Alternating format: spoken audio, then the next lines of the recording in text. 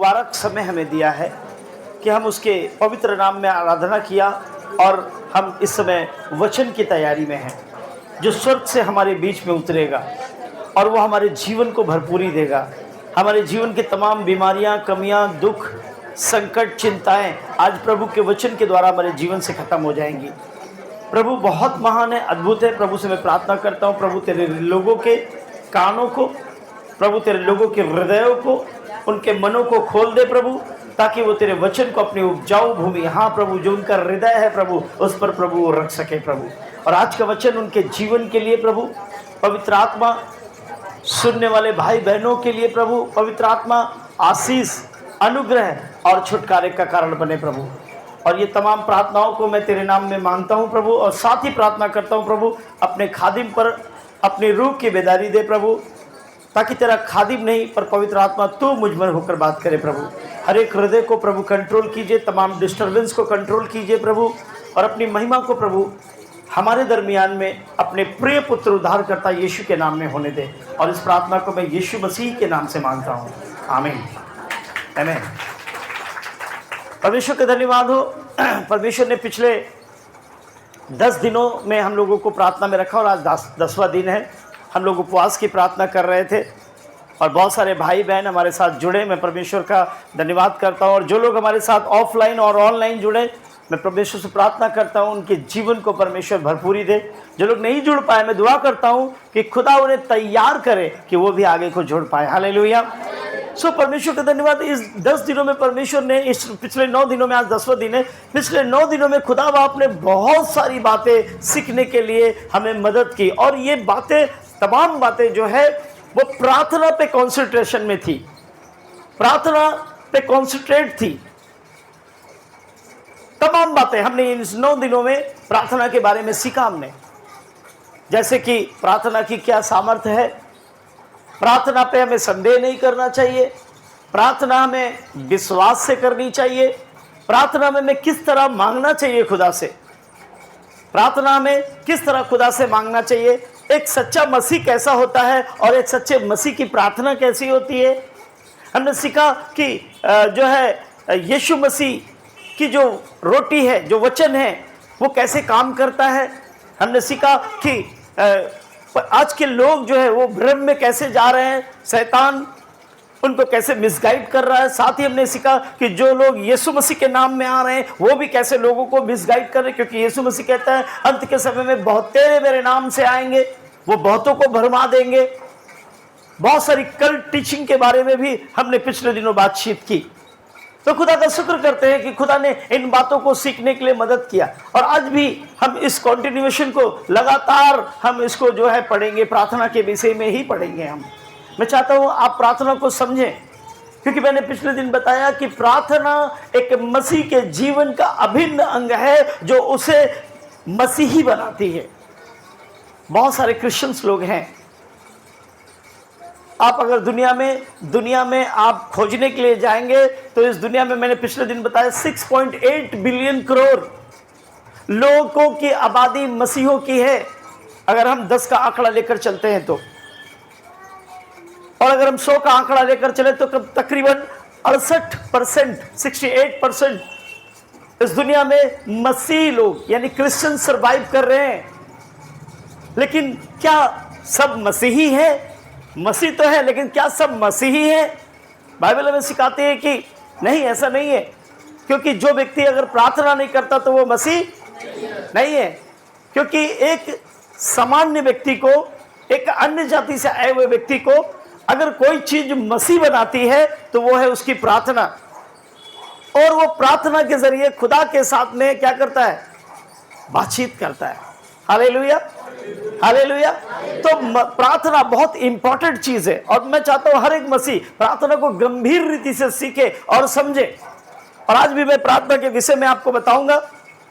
आज का विषय है importance and benefit of prayer.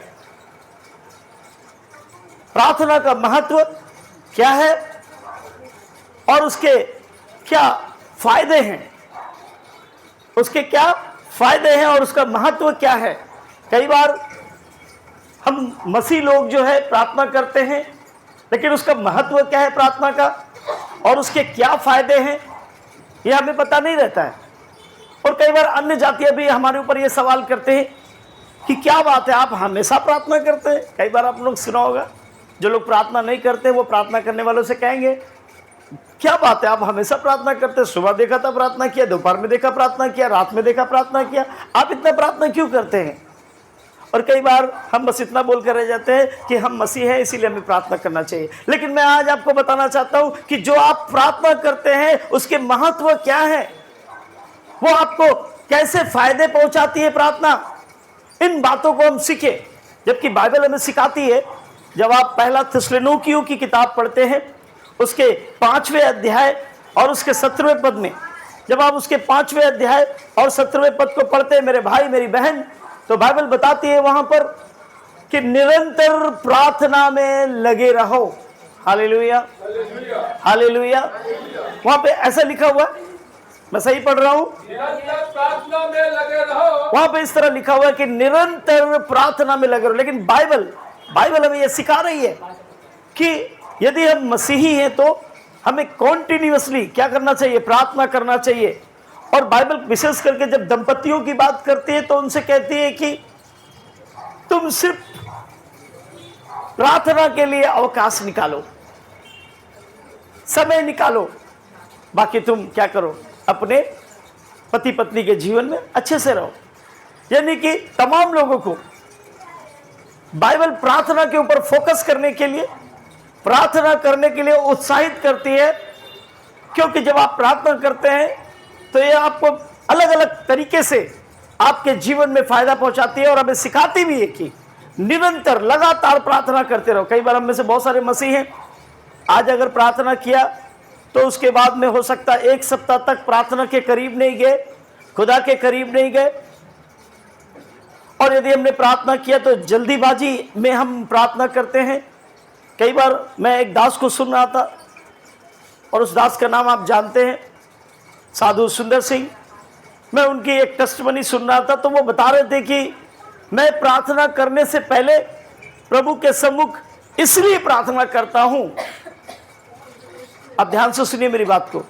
वो ये बता रहे थे कि मैं प्रार्थना करने से पहले प्रभु के पास बैठकर इसलिए प्रार्थना करता हूं कि प्रभु की आत्मा में होकर प्रार्थना कर सकूं। वो बता रहे थे कि मुझे प्रभु के साथ कनेक्ट होने में तकरीबन 1 घंटा से आधा घंटा लगता है, जब मैं परमेश्वर से पूरी तरह कनेक्ट हो जाता हूं। और इसके लिए पहले मैं प्रार्थना करता हूं कि मैं अच्छी प्रार्थना कर सकूं। आप समझ पा रहे हैं? हमें सीखना है, हमें यह सीखना है। कई बार हम प्रार्थना तो करते हैं, जल्दबाजी की प्रार्थना करते हैं, 10 मिनट की प्रार्थना करते हैं, 15 मिनट की प्रार्थना करते हैं, या नहीं भी करते हैं। लेकिन हमें यह सीखना है कि प्रार्थना करना आसान बात नहीं है। प्रार्थना करने से पहले आपको खुदा के साथ कनेक्ट होना पड़ेगा। नहीं, आप किससे प्रार्थना कर रहे हैं, कौन है जो आपकी प्रार्थना को सुन रहा है? तो प्रार्थना बहुत यूनिक चीज है और इसके बहुत ही महत्व है और इसके बहुत फायदे हैं।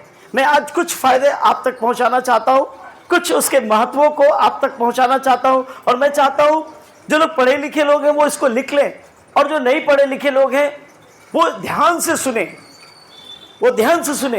हालांकि आपको हमारी कलीसिया की तरफ से हर संडे की वीडियो प्रोवाइड्स होते हैं, या आप हमारे जीवन पर चर्च में जाकर, जो चर्च का यूट्यूब चैनल है, आप उस चैनल में जाकर आप हमारे वीडियोस हर संडे के प्रचार आप ले सकते हैं और वहाँ भी आशीषित हो सकते हैं। लेकिन समूह और संगति में सुनेंगे तो उसके बहुत ही फायदे हैं।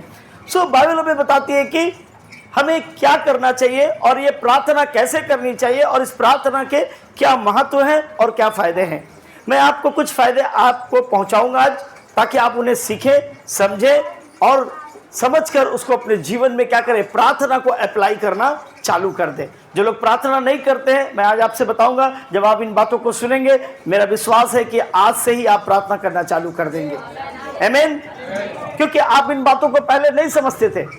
प्रार्थना का क्या वैल्यू है, उसका क्या इंपॉर्टेंस है, उसका महत्व क्या है, उसके फायदे क्या हैं, आप नहीं समझते थे, इसीलिए आप प्रार्थना नहीं करते थे। मैं आपसे कहता हूं आप आज से ही प्रार्थना करने वाले हैं, क्योंकि परमेश्वर उसके फायदे और उसके महत्व को आज जो कि प्रार्थना के द्वारा है वो आपको देने जा रहा है। बाइबल बताती है कि जब आप प्रार्थना करते हैं तो उसका पहला फायदा आपको ये होता है कि आप तमाम प्रकार की परीक्षाओं में स्टेबल रहते हैं। आपके जीवन में चाहे वो मसीह हो, चाहे वो गैर मसीह हो, चाहे वो मसीह हो, चाहे वो गैर मसीह हो, हर एक के जीवन में टेम्पटेशन आती है, परीक्षाएं आती हैं। सो बाइबल हमें सिखाती है कि यदि आप परीक्षा में पढ़ेंगे तो प्रार्थना ही है जो आपको परीक्षाओं से निकाल लेगी। अन्य जाति के लोग परीक्षा में पढ़ते हैं लेकिन वहां से वो निकल नहीं पाते, लेकिन बाइबल बताती है कि यदि आप प्रार्थना करने वाले व्यक्ति हैं तो आप परीक्षा में नहीं पढ़ेंगे। जब आप मत्ती की किताब पढ़ते हैं उसके 26वें अध्याय को, मत्ती की किताब उसके 26वें अध्याय को पढ़ते हैं और 41वें पद में इस तरह लिखा हुआ है, जागते रहो और प्रार्थना करते रहो कि तुम परीक्षा में ना पड़ो। हालेलुया। बैठ जाइए ब्रदर। वहां पे इस तरह लिखा हुआ है कि जागते रहो और प्रार्थना करते रहो ताकि तुम परीक्षा में, यानी कि प्रार्थना का क्या फायदा है आप समझ पा रहे हैं? आप बार बार कॉन्टिन्यूसली प्रॉब्लम्स को फेस कर रहे हैं, बार बार आपके लाइफ में प्रॉब्लम्स आ रहे हैं, बार बार आप गिर रहे हैं, बार बार आप संभल नहीं पा रहे हैं, बार बार आप नुकसान उठा रहे हैं, बार बार आपके जीवन में बीमारियां आ रही हैं, बार बार आपके जीवन में शैतान काम कर रहा है, आपके घरों में कलेश हो रहे हैं, लड़ाइयां हो रही, झगड़े हो रहे हैं, आप जहां जा रहे हैं वहां आपके काम नहीं बन रहे हैं। ये परीक्षाएं हैं और बाइबल कहती है, हमें सिखाती है कि जागते रहो और प्रार्थना करो ताकि तुम परीक्षा में। ये प्रार्थना का ये इतना बड़ा फायदा है, यदि आप करते हैं आप परीक्षा में नहीं पड़ेंगे। आप करके देख लीजिए। यदि आप अभी तक नहीं कर रहे थे, मैं आपसे कहता हूं कि अपनी प्रॉब्लम्स को आप नोट कीजिए, एक पन्ने पर नोट कर लीजिए आपकी लाइफ में क्या क्या प्रॉब्लम्स हो रही हैं। मैं आपसे कहता हूं यदि आप आज ही ये काम करें, आप अपने प्रॉब्लम्स को नोट करें एक पन्ने पर, मेरे जीवन में ये प्रॉब्लम है, मेरे जीवन में ये प्रॉब्लम है, ऐसा है, वैसा है, फलना है, ढिमका है, सभी नोट कर लीजिए। यदि आप बीमारी में हैं तो बीमारियां नोट कर लीजिए। मेरे को तो सर दर्द है, मेरे को तो कान दर्द है, मेरे को कमर दर्द है, वगैरह वगैरह आप नोट कर लीजिए और आज से उस लिखे हुए लिस्ट के ऊपर में हाथ रखिए और बड़े विश्वास के साथ खुदा से प्रार्थना करना चालू कीजिए। मैं आपसे कहता हूं कुछ ही दिनों के अंदर जब आप विश्वास से प्रार्थना कर रहे होंगे, खुदा बाप उनको, उन तमाम परीक्षाओं को, उन तमाम टेम्पटेशंस को आपके लाइफ से दूर कर देगा। हालेलुया। अगर आप नहीं कर रहे हैं प्रार्थना तो आज से चालू कर दीजिए। मैं कहता हूं लिस्ट बनाइए। मैं चैलेंज करता हूं इस बात के लिए आपको, मैं यीशु मसीह के नाम में दावा करता हूं, आप लिस्ट बना लीजिए। ऐसी कौन सी समस्या है जो हमारे खुदा बाप के लिए असंभव है? हमारे खुदा के लिए कुछ भी असंभव नहीं है। बाइबल बताती है कि स्वर्ग और पृथ्वी का अधिकार उसको दिया गया है और सब कुछ उसके हाथ में है। वो जो चाहता है वही करता है स्वर्ग से बैठकर। आप समझ पा रहे मेरी बात? आपकी 10 मिनट की प्रार्थना, मैं ऐसा नहीं कहता हूं कि छोटी प्रार्थनाएं नहीं करनी चाहिए, लेकिन उसके सर्कमस्टेंसेस अलग हैं। आपके पास समय का अभाव है, आप बहुत जल्दीबाजी में हैं, तो ठीक है, आपने 5 मिनट की 10 मिनट की प्रार्थना कर ली, चलता है। लेकिन आपके पास भरपूर समय है और आपने 5 मिनट की प्रार्थना की और जल्दी से नाश्ता करके आपने क्या किया, मोबाइल पे अपने आप को ले आए और फेसबुक पर किसी से चैट करने लगे, व्हाट्सएप पे आप बात करने लगे। आजकल तो बड़ा फायदा हो रहा है, आजकल तो बड़ा फायदा हो रहा है। जब मेरी शादी हुई थी तो लैंडलाइन भी अवेलेबल ठीक से नहीं था। मैं मेरी बेबी को चिट्ठियां लिखा करता था, लेकिन आजकल के लड़के जैसे ही शादी की बात लगती तुरंत व्हाट्सएप पे वीडियो कॉलिंग पे, और क्या खाया। और मैं तो कल एक वीडियो देख रहा था जिसमें लड़की अपने बॉयफ्रेंड से कह रही है, तुमने आज चड्डी नहीं पहनी है। ऐसे ऐसे आ रहे हैं और हम इनको देखने के लिए क्या है, बड़े ललित हैं।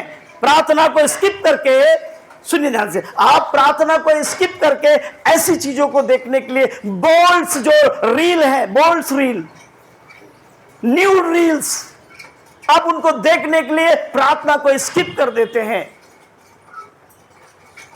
आपको पता नहीं प्रार्थना में कितनी ताकत है। प्रार्थना तमाम प्रकार की परीक्षाओं से आपको बचा सकती है, चाहे कोई भी परीक्षा हो। मैं कहता हूं आज इसी समय, और आप मेरे से 21 दिन बाद मिलना, जिनको जीवन में प्रॉब्लम है, जिनको जीवन में प्रॉब्लम है, मैं उनके साथ दावा करता हूं यीशु मसीह के नाम में, जिनके जीवन में प्रॉब्लम है, मैं अभी इसी समय यीशु मसीह के नाम में उनसे वायदा और दावा करता हूं, अपनी प्रॉब्लम्स को लिख लेना और 21 दिन बाद आकर मेरे से मिलना। लेकिन हाँ, ये 21 दिन खुदा के साथ वफादारी और ईमानदारी में बिताना। ये 21 दिन खुदा के साथ वफादार होकर बिताना, खुदा के साथ आपका रिश्ता बराबर रहना चाहिए।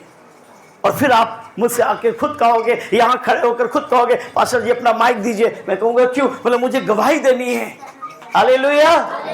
आप क्या कहोगे? मुझे गवाही देनी है। प्लीज उनको बैठने के लिए प्लेस दीजिए। तो आप खुद मुझसे कहोगे कि खुदा ने मेरे जीवन को कैसे बदल दिया। So prayer is very important. There is a many benefit of prayer. प्रार्थना आपके जीवन में किसी भी परीक्षा को न रखेगी न आने देगी, न रखेगी और न आने देगी। आज से ही आप क्या करना है? आज से ही क्या करना है? आज से ही क्या करना है? प्रार्थना करना। और कैसे करना है? विश्वास के साथ करना है। नहीं, मैं आपसे कहूंगा विश्वास के साथ भले करे या ना करे, लेकिन ईमानदारी के साथ जरूर करना। जब तक खुदा से जुड़ ना जाओ, खुदा आपसे बातें ना करने लगे, खुदा आपसे बातें ना करने लगे, जब तक खुदा आपकी सुनने ना लगे, बड़े विश्वास के और ईमानदारी के साथ खुदा से प्रार्थना करना। जब आप विश्वास और ईमानदारी से खुदा से प्रार्थना करेंगे, खुदा आपके जीवन में एक भी परीक्षा अगर रहने दे तो आप कहना हालेलुया, हालेलुया। दूसरी बात क्या है? दूसरी बात यह है कि खुदा से जब आप प्रार्थना करते हैं, दूसरा इंपॉर्टेंस, उसके दूसरे फायदे, जब आप खुदा से प्रार्थना करते हैं तो खुदा से की हुई प्रार्थना आपके जीवन में जो भी गड़बड़ी हुई थी और गड़बड़ी के कारण, पापों के कारण, बुराइयों के कारण जो रिश्ते, रिलेशनशिप जो आपका ब्रेकडाउन हो गया था, खुदा से रिश्ते आपके खराब हो गए थे, खुदा से आपका नाता टूट गया था, बाइबल बताती है जब आप प्रार्थना करते हो तो ये प्रार्थना उन रिश्तों को, उन संबंधों को, उन बातों को, खुदा के साथ जो रिलेशनशिप है उसको फिर से क्या करती है? मजबूत बना देती है, फिर से जोड़ देती है। क्योंकि हमारे पाप जो क्या है, वो हमारे पाप हमारे रिश्ते को खुदा के साथ तोड़ देते हैं। क्योंकि खुदा जो है वो बुराइयों के खिलाफ है। खुदा हमारा पवित्र है, इसलिए वो बुराइयों के खिलाफ है और वो बुराइयों को देखना पसंद नहीं करता है, बुराइयों को देखना पसंद नहीं करता है। जब आप बुराई का काम करते, अधर्म का काम करते, पाप का काम करते, व्यभिचार का काम करते, तो खुदा आपसे रिश्ते तोड़ देता है। ना आपका वो बाप रह जाता है, ना ही आप उसके बेटे रह जाते हैं। कई बार हम सोचते हैं हम पाप करते रहेंगे, वो तो क्षमा करने वाला परमेश्वर क्षमा करता रहेगा। हमने एक ट्रेंड बना लिया, हमने एक ट्रेंड बना लिया, यीशु मसीह तो बड़ा दयालु है, वो तो दया का सागर है, ऐसा हमने सुन रखा है। और इस बात को हमने पकड़कर क्या किया, हम दबाकर कुछ भी कर जाते हैं। हम जरा भी, तनिक भी हम ख्याल नहीं रखते हैं कि मेरे गुनाहों ने मेरे रिश्ते को खुदा के साथ खराब कर दिया है। और पता है, आपको पता है जब एक बार रिश्ते खराब हो जाते हैं ना, तो उनको जुड़ने में बड़ी तकलीफ होती है, उनको जुड़ने में बहुत तकलीफ होती है। संसार में एक दोहा हमने पढ़ा था, संसार के लोगों के लिए दोहा बना है कि रही मन धागा प्रेम का मत तोड़ो चटकाए, धागा टूटे ना जुड़े, जुड़े गांठ पड़ जाए। संसार के लोगों का ये दोहा है कि यदि आपने प्रेम के धागे को, संबंध के धागे को एक बार तोड़ दिया, अगर उसे दोबारा जोड़ोगे तो जुड़ेगा तो, लेकिन उसमें गांठ पड़ जाएगी। लेकिन जब आप खुदा यीशु मसीह की बात करते हैं, भले आपने पाप किया है, बुराई की है, लेकिन जब आप मन से, पवित्रता से, शुद्धता से जब खुदा के करीब आते हैं, अपने आप को अंगीकार करते हैं, तो खुदा आपके रिश्ते को पुनः जोड़ देता है और यहां पे गांठ नहीं पड़ती है, यहां पे गांठ नहीं पड़ेगी, यहां पूरा धागा पूरा बिल्कुल पिरोया हुआ एकदम बराबर रहेगा। संसार में गांठ पड़ सकती है, लेकिन यीशु मसीह के प्रेम में कभी भी गांठ नहीं आएगी। यीशु मसीह को आपको दंड देना होगा, खुलकर दंड देगा, आपको प्रेम करना होगा, खुलकर प्रेम करेगा। सो प्रार्थना बहुत जरूरी है। प्रार्थना आपके जो संबंध को खुदा के साथ पुनः जोड़ देती है, रिलेशनशिप को स्ट्रॉन्ग करती है। हमने पढ़ा है, जब आप शमूएल की किताब पढ़ते हैं, दूसरे शमूएल की किताब, उसके 11वें अध्याय को नोट कर लीजिए, घर में पढ़ना। आप जब शमूएल की किताब पढ़ते हैं, उसके 11वें अध्याय में तो हम पढ़ते हैं, जब 26 और 27 को पढ़ते हैं, तो दाऊद के गुनाहों के कारण, चूंकि दाऊद ने ऊरिया की पत्नी बैतशबा को अपने हरम में बुलाया और उसको अपनी पत्नी, अपनी रखैल स्टेपनी करने के लिए चुन लिया और उसके साथ हम बिस्तर हुआ, और बात यहां रुकी नहीं, उसने उसके पति ऊरिया को क्या किया, उस जंग में मरवा दिया और उसको फ्रंट में रख के उसके साथ क्या किया, योजना बनाकर उसे मरवाया। खुदा को यह बात अच्छी नहीं लगी। खुदा ने क्या किया, इस बात को दाऊद के गुनाह में गिना। ध्यान से सुनिए, ध्यान से सुनिए। खुदा ने दाऊद के इस पाप को बड़ी ध्यान से देखा और खुदा ने क्या किया, दाऊद के साथ रिश्ते को तोड़ दिया। खुदा जो दाऊद से प्रेम करता था, जो दाऊद की प्रार्थना सुनता था, जो दाऊद के 10 तार वाले बाजे से प्रसन्न होता था, और दाऊद भी जो खुदा की याद में, खुदा की परस्तिश में हमेशा रहता था, खुदा ने दाऊद के साथ रिश्ते को तोड़ दिया। इट डजंट मैटर कि पीछे आपने कितना कुछ किया है, पीछे आपने कितने गड्ढे खोदे हैं, कितना आपने खुदा के लिए काम किया है, लेकिन आपकी एक गलती जो खुदा जिससे क्रोधित हो जाता है, आपके रिश्ते को खुदा से तोड़ देती है। खुदा का रिश्ता दाऊद के साथ टूट गया। ध्यान से सुनिएगा, खुदा का रिश्ता दाऊद के साथ टूट गया और इस पाप के लिए उसे अपना बेटा खोना पड़ा। आप समझ पा रहे हैं? मैं कल ही किसी से बात कर रहा था, जब हम पाप करते हैं ना तो उसकी भरपाई हमें करनी ही पड़ती है, अनटिल अनलेस, जब तक हम उस चीज के लिए खुदा के सम्मुख क्या करें, समर्पण ना करें, माफी ना मांग लें। मैंने भी, मेरे साथ भी ऐसा हो चुका है। मेरे गुनाहों की सजा खुदा बाप ने मेरे घर में दी,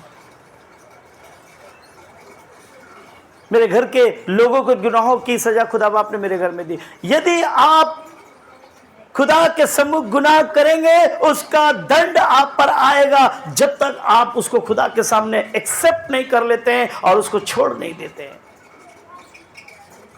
कई बार हम एक्सेप्ट तो कर लेते हैं लेकिन छोड़ते नहीं है। एक्सेप्ट कर लेते, हाँ प्रभु मैंने ऐसा किया, लेकिन छोड़ा क्या? नहीं छोड़ा। नहीं छोड़ा तो खुदा के साथ आपके रिश्ते वैसे ही ब्रेक डाउन रहेंगे, ऐसे ही टूटे हुए रहेंगे।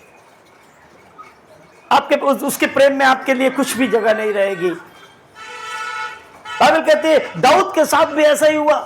दाऊद ने अपना बेटा खो दिया, उसका रिश्ता खुदा के साथ टूट गया, लेकिन उसने क्या किया, अपने आप को खुदा के पास रखा, अपने पापों का अंगीकार किया, पश्चाताप किया, रोया, उपवास किया, टाट पहना, रात पर लेटा और खुदा के लिए रोता रहा। हालेलुया, खुदा के लिए रोता रहा। और जब आप पढ़ते हैं दूसरा शमूएल 12 अध्याय और उसके 13 पद में, वहां पे लिखा है कि खुदा ने नतान नबी के जरिए उस तक मैसेज दिया कि जा, तेरे खुदा ने तेरे गुनाहों को माफ कर दिया है। जा, तेरे खुदा ने तेरे गुनाहों को माफ कर दिया है, तुझे छोड़ दिया है। प्रार्थना, आपकी प्रार्थना आपको फिर से आपके खुदा के साथ, जो सर्वशक्तिमान है, जो दयालु है, जो पूरी कायनात का अधिकार रखता है, उसके साथ फिर से आपके रिलेशनशिप को बिल्ड करने के लिए परमेश्वर मदद करता है। प्रार्थना साधारण चीज नहीं है। प्रार्थना साधारण चीज नहीं है। आप भले उसे साधारण समझते हैं, अन्य जाति के लोग उसे साधारण समझते हैं, वो उसे बहुत छोटी सी बात लगती है। संसार के लोगों के लिए प्रार्थना बड़ी छोटी सी चीज है, लेकिन हम मसीहों के लिए जीवन भी है, प्राण भी है और सब कुछ वही है। प्रार्थना आपके जीवन को बड़े फायदे पहुंचाती है। तीसरा फायदा बाइबल बताती है, तीसरा फायदा जो हमें प्रार्थना पहुंचाती है कि वो प्रार्थना हमें उत्तर प्रदान करती है। हालेलुया। प्रार्थना हमारी तमाम बातों का क्या करती है, उत्तर देती है, आंसर करती है हम लोगों को। कुछ नहीं पता है तो आंसर आएगा उधर से, कुछ नहीं मालूम है, कुछ पूछा है तो उत्तर आएगा उधर से। बाइबल में वचन कहता है, परमेश्वर का वचन लिखा हुआ, पहला यूहन्ना की किताब जब आप पढ़ते हैं उसके 5वें अध्याय में 14 और 15 पद में ऐसे लिखा हुआ है, और हम उसके सामने जो हिवाव होता है, और हमें उसके सामने जो हियाव होता है वह यह है कि यदि हम उसकी इच्छा के अनुसार कुछ मांगते हैं तो वो हमारी सुनता है। और जब हम जानते हैं कि जो कुछ हम मांगते हैं वो हमारी सुनता है, तो यह भी जानते हैं कि जो कुछ हमने मांगा है वो पाया भी है। प्रार्थना साधारण चीज नहीं मेरे भाई मेरी बहन। प्रार्थना को आप हल्के में मत लीजिए, प्रार्थना को आप हल्के में मत लीजिए। प्रार्थना आपके जीवन में तमाम प्रकार के क्वेश्चन के, तमाम प्रकार के प्रश्नों के उत्तर पाने के लिए आपको मदद कर देती है, और ये उत्तर आपको संसार में कोई नहीं दे पाएगा। जो प्रार्थना आपके जीवन में देगी। बाइबल बताती है कि प्रार्थना आपके जीवन में, आपके जीवन के मार्ग को तय करने में आपकी सहायता करती है। प्रार्थना आपके जीवन में जीवन के मार्ग को तय करने में आपकी सहायता करती है। प्रार्थना साधारण नहीं है, उसे साधारण तरीके से मत लीजिए, उसे हल्के में मत लीजिए। बस ऐसा ही कि नहीं प्रार्थना करते हैं, हालेलुया हालेलुया बोला और यीशु मसीह मेरी प्रार्थना सुन, ये कर वो कर और धन्यवाद, इसे हल्के में मत लीजिए। प्रार्थना बहुत शक्तिशाली है। बाइबल में लिखा हुआ है कि यदि तू प्रार्थना करे तो पहाड़ भी अपने स्थान से उखड़कर समुद्र में जा लगेगा। आप प्रार्थना को हल्का मत लीजिए। यीशु मसीह ने प्रार्थना कर दिया और क्या वो अंजीर का पेड़ सूख गया? यीशु मसीह ने प्रार्थना में सिर्फ एक शब्द कहा, ऐ लाजर बाहर आ।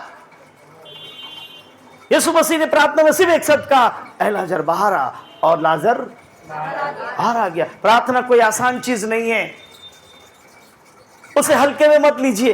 बाइबल कहती है प्रार्थना आपके जीवन में, आपके जीवन को मार्ग को तय करने के लिए, आपके जीवन को ठीक ढंग से चलाने के लिए, व्यवस्थित करने के लिए मदद करती है आपको।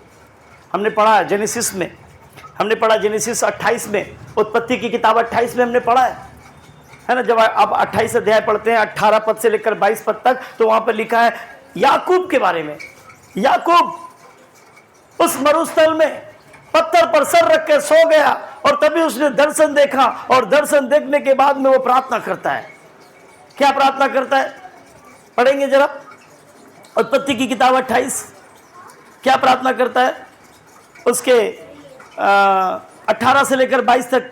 वहां पे लिखा हुआ है, भोर को याकूब तड़के उठा और अपने तकिए का पत्थर लेकर उसका खंबा खड़ा किया और उसके सिरे पर तेल डाल दिया, और उसने उस स्थान का नाम बेतेल रखा, और उस नगर का नाम पहले लूज था। और याकूब ने ये मन्नत मांगी। ये मन्नत की प्रार्थना कर रहा है, प्रार्थना ही है ये, लेकिन ये कैसी प्रार्थना है?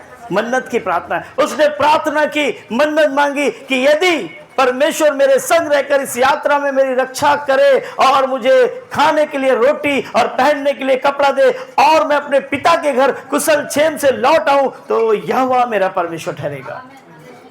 और परमेश्वर ने किया ऐसा। याकूब के उसके मामा के घर, लबान के घर पहुंचाया, वहां उसको खूब बढ़ाया परमेश्वर ने।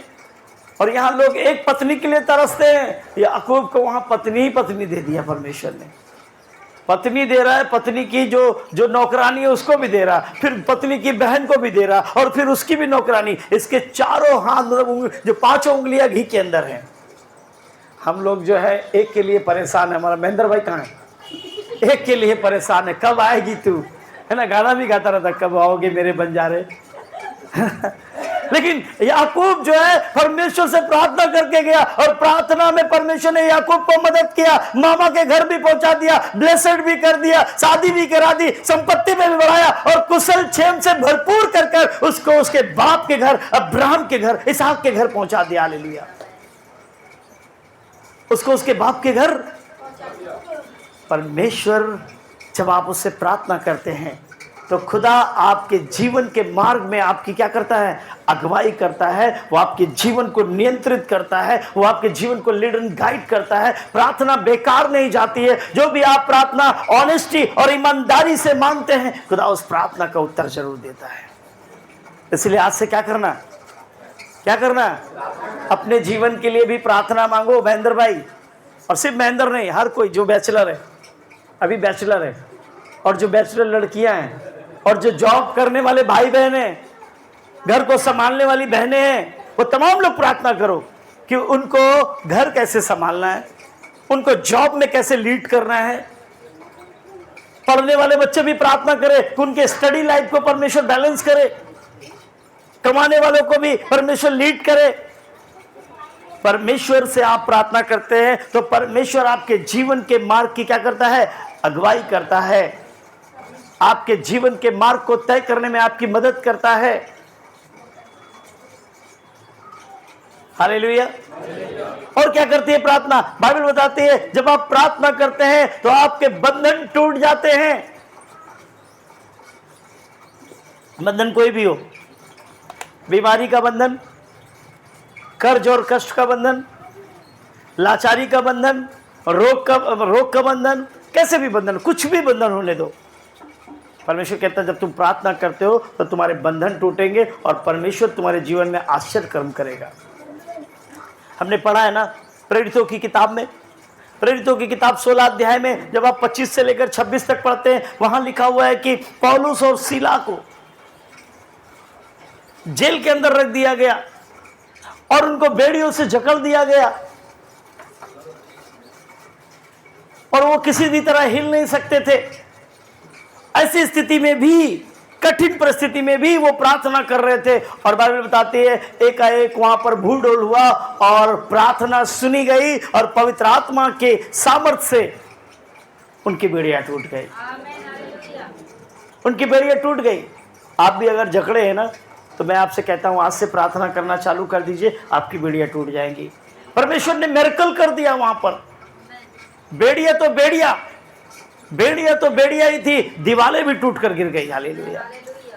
प्रार्थना, आपकी प्रार्थना अद्भुत प्रार्थना है। एलिया की प्रार्थना के बारे में सुना, जिस घर में वो रह रहा था उसका बेटा खत्म हो गया, मर गया बेटा। वो स्त्री आई एलिया के पास, रोने लगी, बोला तू मेरे घर में इसीलिए आया, देख मेरा बेटा खत्म हो गया है। बोला बेटे को कहाँ है? बोला ऊपर वाले घर में है।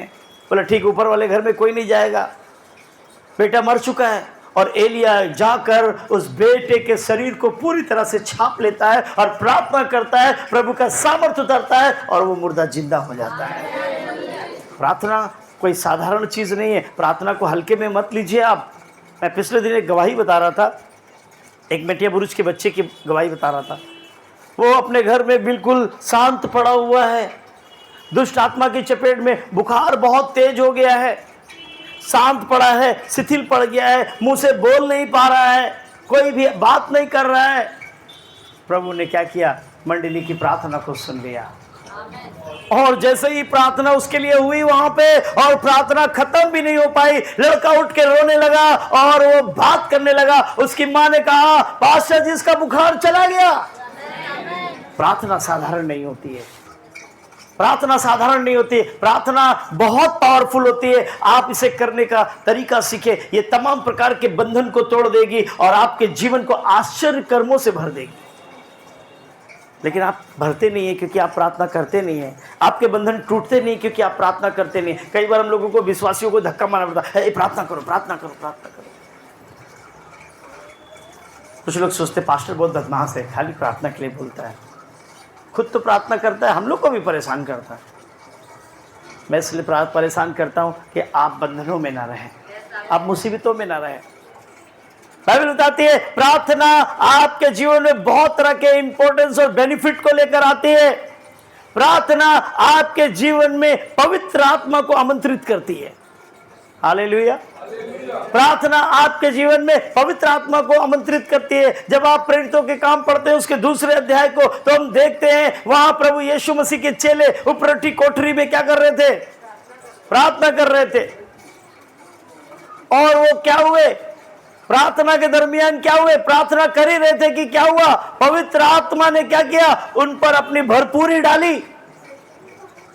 पवित्र आत्मा ने उन पर भरपूरी डाली और उनकी जीभें आग के समान फटने लगी और सब क्या हुए? ब्लेसिंग से भर गए, सब अन्य भाषा बोलने लगे।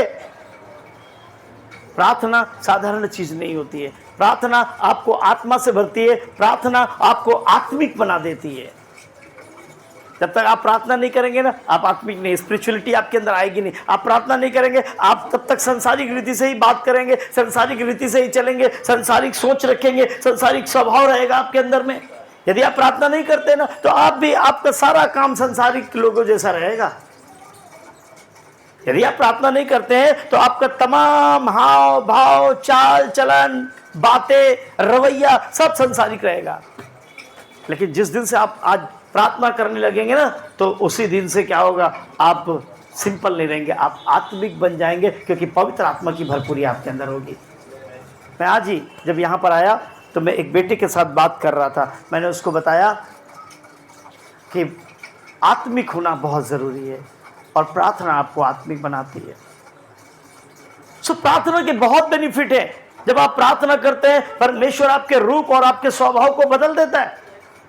जब आप प्रार्थना करते परमेश्वर आपके रूप और स्वभाव को बदल देता। मैं पिछले दिन बहन रेखा के साथ में मैं एक जगह हाउस फेलोशिप में गया हुआ था, तो मैंने वहाँ ये गवाही दी कि एक स्त्री जो 4th स्टेज कैंसर में थी, जिसका शरीर पूरी तरह से पॉइजन से भरकर काला हो चुका था, प्रभु ने जैसे उसने प्रभु को ग्रहण किया, प्रभु ने क्या किया, उसके जीवन में क्या किया, चंगाई को डाला और उसका रूप जो पूरा ब्लैक हो चुका था वो क्या हुआ, सफेद हो गया, एकदम श्वेत हो गई वो। ये टेस्टमनी मैंने अपनी आंखों से देखी।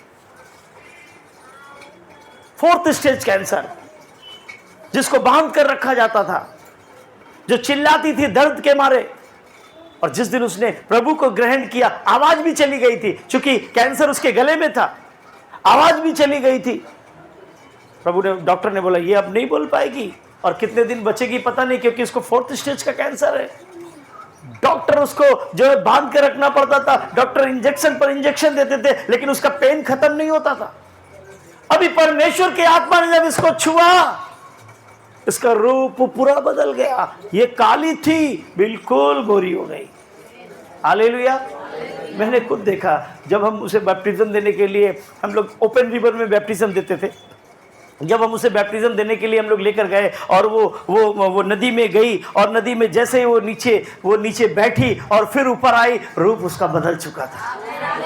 उसका रूप काले से क्या हो चुका था, गोरा हो चुका था। तो प्रार्थना आपके रूप को, प्रार्थना आपके स्वभाव को बदल देती है। हमने पढ़ा है लूका की किताब, जब आप 9 अध्याय पढ़ते हैं, लूका की किताब 9 अध्याय और 29 और 30 को पढ़ते हैं, बाइबल बताती है यीशु मसीह प्रार्थना कर रहा था, और प्रार्थना के करते वक्त उसके वस्त्र और उसका रूप, हाँ सुन पा रहे हैं आप, यीशु मसीह जब प्रार्थना कर रहा था, प्रार्थना करते वक्त उसका रूप और उसके वस्त्र, आप समझ पा रहे प्रार्थना कितनी पावरफुल है। यीशु मसीह जादूगर है क्या? यीशु मसीह, ध्यान से सुनिए, यीशु मसीह जादूगर नहीं है जो उसने क्लिक किया, कोई जो गैजेट बांध कर रखा है उसने, मिस्टर इंडिया की तरह। मिस्टर इंडिया पिक्चर देखा आप लोगों ने? गैजेट का स्विच दबाया, एक स्थान से दूसरे स्थान चला गया, किसी को पता नहीं चला। क्या हमारे यीशु मसीह के पास ऐसा गैजेट था? हाँ, उसके पास एक गैजेट था, शायद आप लोगों को नहीं मालूम है। वो गैजेट प्रार्थना थी, और वो प्रार्थना कर रहा था, और प्रार्थना ने उसके वस्त्रों को, प्रार्थना ने उसके रूप को, प्रार्थना ने हर एक चीज को बदल दिया। और बाइबल बताती है प्रार्थना उसको प्राचीनों के करीब ले जाकर खड़ी कर दी, और वो देखो प्राचीनों से बात कर रहा था। हालेलुया। प्रार्थना को साधारण मत लीजिए मेरे भाई मेरी बहन, प्रार्थना आपके जीवन को भरपूरी से बदलने की ताकत रखती है। हालेलुया। जितने लोग प्रार्थना नहीं करते वो आज से प्रार्थना करना चालू कर दे। अच्छा, सच में कितने लोग प्रार्थना नहीं करते हैं? ईमानदारी से हाथ उठाएंगे, ईमानदारी से हाथ उठाएंगे, ईमानदारी से। नहीं, पास्टर को पता चल जाएगा, पास्टर को पता चल जाएगा, कोई बात नहीं, मेरे को पता चले ना चले, प्रभु को सब पता है, प्रभु को सब पता है। हाँ, आराम से बैठे। हाँ, सो प्रार्थना क्या करती है? आपके रूप को, आपके स्वभाव को बदलने की ताकत रखती है। जब आप प्रार्थना करते हैं, प्रार्थना क्या करती है? आपको खुदा के करीब लेकर जाती है। आप जब तक प्रार्थना नहीं करेंगे आप खुदा के करीब नहीं जा सकते हैं। जब आप प्रार्थना करते हैं तो प्रार्थना आपको खुदा के करीब लेकर जाती है। बाइबल में लिखा हुआ है, याकूब की पत्री उसके 4थे अध्याय और उसके 8वें पद में लिखा है, जितना तुम खुदा के करीब जाओगे उतना खुदा भी तुम्हारे, जितना तुम खुदा के करीब जाओगे उतना खुदा भी तुम्हारे, जितना तुम प्रार्थना करोगे खुदा उतना तुम्हारे करीब आएगा। और खुदा जब करीब आएगा ना तो वो तुम्हारे जीवन को बदल देगा। खुदा जब करीब आएगा तो तुम्हारे जीवन को बदल देगा। इसलिए मेरे भाई, इसलिए मेरी बहनों, मैं आपसे गुजारिश करूंगा, प्रार्थना को अपने जीवन का अभिन्न अंग बना लीजिए। बात नहीं कीजिए प्लीज। प्रार्थना को अपने जीवन का अभिन्न अंग बना लीजिए। बाइबल बताती है प्रार्थना आपको सुरक्षा और शांति प्रोवाइड करती है। प्रेयर जो है आपको प्रोटेक्शन एंड पीस प्रोवाइड करती है, आपको सुरक्षा देती है, आपको शांति देती है। अयूब प्रार्थना करता था और शैतान अयूब के घर के पास खड़ा है। यीशु ने बोला, बेटा इधर क्या कर रहे तुम? बोला, हम तो सोच रहे थे इसको छुए, लेकिन इसके घर के चारों तरफ क्या है? बाड़ा है, प्रोटेक्शन। प्रार्थना आपको प्रोटेक्शन देती है और प्रार्थना आपको पीस देती है। आप यशायाह की किताब पढ़ते हैं, आइए हम पढ़ते हैं उसको। यशायाह की किताब उसके 26 और 3 पद को प्लीज ध्यान से सुनिए, इधर उधर भागा भागी नहीं कीजिए। हाँ, जिसका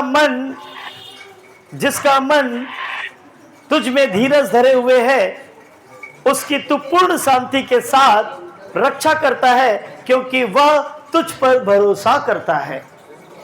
समझ पा रहे हो क्या लिखा हुआ? जिसका मन तुझ में धीरज धरे रहता है उसकी तू पूर्ण शांति के साथ रक्षा करता है, क्योंकि वह तुझ पर रखता है। आपकी प्रार्थना आपको पूर्ण शांति और आपको पूरा प्रोटेक्शन देगी। थोड़ा प्रोटेक्शन नहीं, थोड़ा प्रोटेक्शन नहीं, थोड़ा प्रोटेक्शन नहीं देगी, पूरा प्रोटेक्शन देगी। यहोशापात राजा के बारे में कितने लोगों ने पढ़ा? यहोशापात राजा के पास में क्या हुआ? एक बार आसपास के मुनियों ने और जो असुरी लोगों ने क्या किया, हमला कर दिया पूरे सामर्थ्य के साथ में। और ये क्या है, इसने क्या किया, अपने लोगों को इकट्ठा किया और बोला कि आओ हम उपवास करें और प्रार्थना करें और परमेश्वर से मार्गदर्शन मांगे। और परमेश्वर का जब मार्गदर्शन हुआ, परमेश्वर ने कहा तुम सिर्फ जो है तकोवा के जंगल में जाना और तुम सिर्फ प्रभु की स्तुति करते करते आगे बढ़ना। और जब ये ऐसा कर रहे थे, बाइबल बताती है तकोवा के जंगल में प्रार्थना कर रहे थे, आराधना कर रहे थे, और इधर ये तकोवा के जंगल में प्रार्थना और आराधना कर रहे थे, उधर परमेश्वर का आत्मा उन शत्रुओं को क्या कर रहा था? मार गिरा रहा था। परमेश्वर की प्रार्थना बेकार जाने वाली नहीं है। आपके जीवन में जितने भी शत्रु हैं, ये मेरे जीवन में लाइव टेस्टिमनी है, मेरे जीवन के लाइव टेस्टिमनी है। जब मुझे कोई परेशान करता है मैं उसको सीधा प्रार्थना में डालता हूँ। जब भी कोई मुझे ज्यादा परेशान करता है मैं सीधा उसको प्रार्थना में लेकर आता हूँ, प्रभु इसको तू सीधा कर, और प्रभु करता है। ये मेरी लाइव टेस्टिमनी, गवाही, जीवित गवाही में दे रहा हूँ। मैं जब भी परेशान होता हूँ किसी से भी, मैं सीधा उसको प्रार्थना में डालता हूँ और मेरा परमेश्वर उनको सीधा कर देता है। सो प्रार्थना आपको सुरक्षा और शांति देती है। बाइबल बताती है प्रार्थना आपको अधोलोक और मृत्यु से बचाती है। प्रार्थना आपको अधोलोक और मृत्यु से बचाती है। योना की कहानी हमने पढ़ा है ना, योना के अध्याय 2 में। योना कहाँ है? महामच्छ के पेट में 3 दिन और 3 रातें वो मृत्यु से भी खतरनाक जीवन जी रहा है वहां। जब योना को जहाज पर से फेंक दिया गया, पढ़ा आप लोगों ने? कितने लोगों ने पढ़ा है? जब योना को जहाज पर से फेंक दिया गया क्योंकि उसने खुदा के फरमान को क्या किया? तुच्छ जाना। खुदा ने उसे निनवे जाने के लिए बोला, लेकिन वो तरसीस को चला गया और परमेश्वर से भागकर वो जो है तरसीस जाने वाले जहाज में जा बैठा और जहाज के नीचे तल में जाकर बैठा रहा। और खुदा ने उस समुद्र में बड़ा तूफान और आंधी चलाई और सब लोग डर गए और वो अपना जहाज को हल्का करने के लिए अपनी सारी सामानें फेंकने लगे ताकि किसी भी रीति से बचा जा सके। और अंततः बचने की कोई उम्मीद सामने नहीं थी। उन्होंने चिट्ठियां डाली कि कैसे, क्यों ये प्रॉब्लम आ रही है। आइए हम अपने अपने परमेश्वर से पूछे। और उन्हें पता चला कि इसमें कोई खुदा का भक्त बैठा है जिसने खुदा की बातों का नाफरमान किया है, इसीलिए ये मुसीबत आई है। कौन है? योना ने बोला मैं ही हूँ पापी। बोला मैं पापी। बोला कैसा? फिर ये कैसे सब ठीक होगा? कैसे ये तूफान, ये बारिश कैसे ठीक होगी? बोले भैया इसका एक ही रास्ता है, मुझे उठाओ और इस समुद्र में डाल दो, मैं खत्म, समस्या खत्म। लेकिन खुदा बोला नहीं, तेरे खत्म करने से समस्या खत्म नहीं होगी जब तक समस्या को मैं खत्म नहीं करूंगा। तू खत्म कर देगा समस्या तो समस्या खत्म नहीं होगी जब तक मैं समस्या को नहीं खत्म करूंगा। और उसकी योजना के अनुसार, किसकी? योना को उस समुद्र में डाल दिया गया। और समुद्र में डाल देने के बाद पता चलता है एक बड़ा मच्छ परमेश्वर ने पहले से ठहरा रखा था, मच्छ ने उसको अंदर कर लिया, बड़ी मछली ने उसको अंदर कर लिया और अब उसकी जिंदगी और भी खराब हो गई। मच्छ के पेट में कितनी गंदगी, कितना मल, कितना, आप समझ सकते हैं, अंदाजा लगाइए। मछली ऐसी कितनी बदबू आती है ना, ऊपर से इतना बदबू, अंदर कितना बदबू होगा। कुछ लोग मछली खाना बदबू के लिए पसंद नहीं करते। योना को उस मच्छ ने निकल लिया, उस महामछली ने निकल लिया और 3 दिन 3 रात उसे अपने पेट में रखा। अब इसे लग गया कि अब तो मरने से भी ज्यादा बुरी हालत हो गई। वो मर भी नहीं पा रहा था और जी भी नहीं पा रहा था। तभी इसे समझ में आ गया ये सारा खेल वहां से आ रहा है। सारा सैटेलाइट जो है जियो का टावर वहां से मिल रहा है। इसने जियो के टावर को कॉल किया, बोला भैया कॉल सेंटर में कॉल लगाओ। कॉल सेंटर में कॉल लगाया और प्रार्थना करने लगा। जब आप अध्याय 2 पढ़ते उसकी प्रार्थना से भरा हुआ है। प्रार्थना करने लगा, मैं पापी, मैं बेकार, मैं ऐसा, मैं वैसा, प्रभु मुझे यहां से निकाल, क्योंकि मेरी दुर्दशा बड़ी हो रही है। प्रभु ने बोला ठीक है बेटा, मेरा काम करेगा? बोला हाँ करूंगा। बोला निन्वे जाएगा? बोला हाँ जाऊंगा। बोला ठीक है। मछली को आदेश दिया, उसको सूखे जगह में जाके क्या किया, वोमिट कर दिया और निकला बाहर। बोला बाप रे बाप, बच गए। प्रार्थना यदि आप अधोलोक में हैं, प्रार्थना यदि आप मृत्यु की कगार पर भी हैं, प्रार्थना यदि आप मर भी चुके हैं, तो प्रार्थना आपको पुनः जीवित करेगी। प्रार्थना आपको अधोलोक से निकालकर बाहर लेकर आएगी। प्रार्थना साधारण नहीं होती। आप प्रार्थना को साधारण लेने की कोशिश ना करें। बोलते तो हैं संसार के लोग, अरे मसीह लोग खाली प्रार्थना करता है, मसीह लोग सिर्फ प्रार्थना करता है। प्रार्थना के बारे में जानते हो क्या? प्रार्थना को पहचानते हो क्या? प्रार्थना वो आग है जो दुश्मन को जला देती है। प्रार्थना अगर दुश्मन को आग बन के जलाती है तो अपने बच्चों को वो अपने हाथों में संभाल भी लेती है। प्रार्थना को साधारण ना समझे। बाइबल बताती है कि प्रार्थना जब आप करते हैं तो प्रार्थना आपको खुदा की इच्छा मालूम करने के लिए क्या करती है? मदद करती है। कोई भी इस दुनिया में ऐसा नहीं जो खुदा की इच्छा को मालूम कर सके। है कोई ऐसा? कुछ लोग तारों और नक्षत्रों को देखते हैं, कुछ लोग जो है भूतों से पूछते हैं, लेकिन खुदा की इच्छा को समझ पाना और जान पाना इतना आसान नहीं है। लोग कहते थे ए खुदा मुझे तेरी गति बता दे, तेरी इच्छा बता दे, लेकिन क्या खुदा हर एक पर अपनी गति और अपनी इच्छा को प्रकट करता है? बिल्कुल नहीं। खुदा हर एक पर अपनी इच्छा को प्रकट नहीं करता है। खुदा जो उससे प्रार्थना करते हैं उन पर अपनी इच्छा प्रकट करता है। मैं आपसे कहता हूं, यदि आप खुदा की इच्छा को जानना चाहते हैं, खुदा आगे क्या करने वाला है, तो मैं आपसे कहता हूं कि खुदा से पूछे, खुदा से प्रार्थना करें और खुदा अपनी इच्छा को आप पर नाजिल करेगा। पिछले दिनों हम प्रार्थना में चल रहे थे। हम एक विशेष बुक का अध्ययन कर रहे थे। हम पूरी मंडली के साथ हम लोग अध्ययन कर रहे थे द बुक ऑफ डैनियल्स।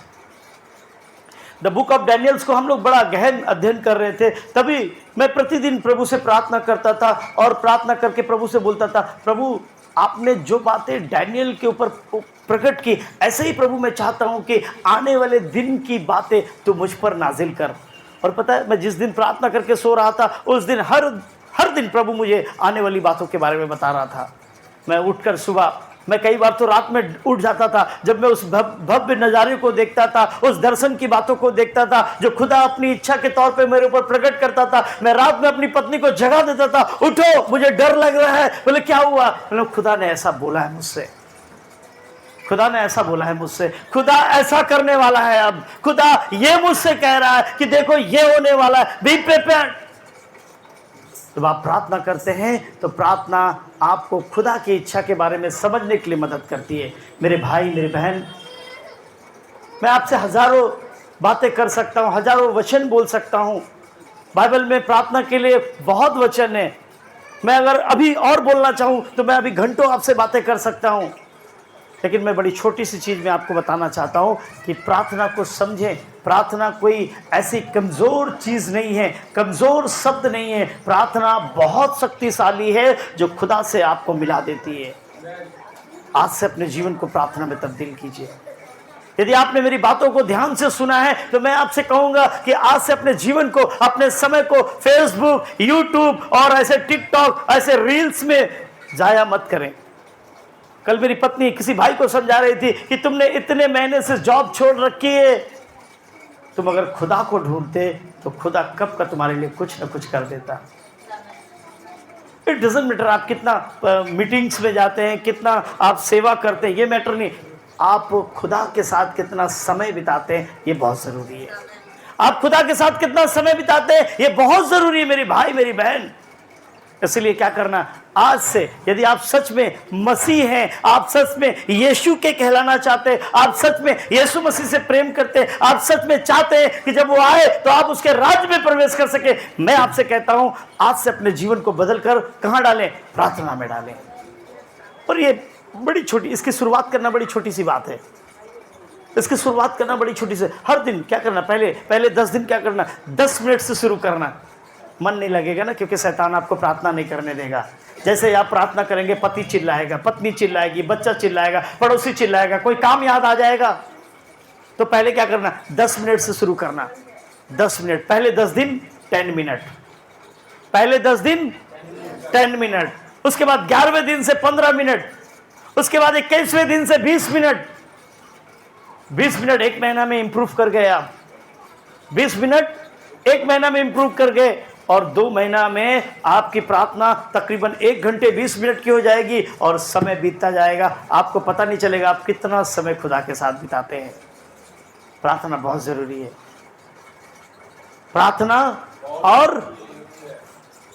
प्रार्थना और ये काली किताब देखो, ये काली किताब बहुत खतरनाक है, इसको जरूर पढ़ना। मेरी बात भले नहीं सुनना, क्योंकि मैं इंसान हूं, मैं हो सकता आपको मिसगाइड कर दूं, लेकिन खुदा का कलाम आपको कभी मिसगाइड नहीं करेगा।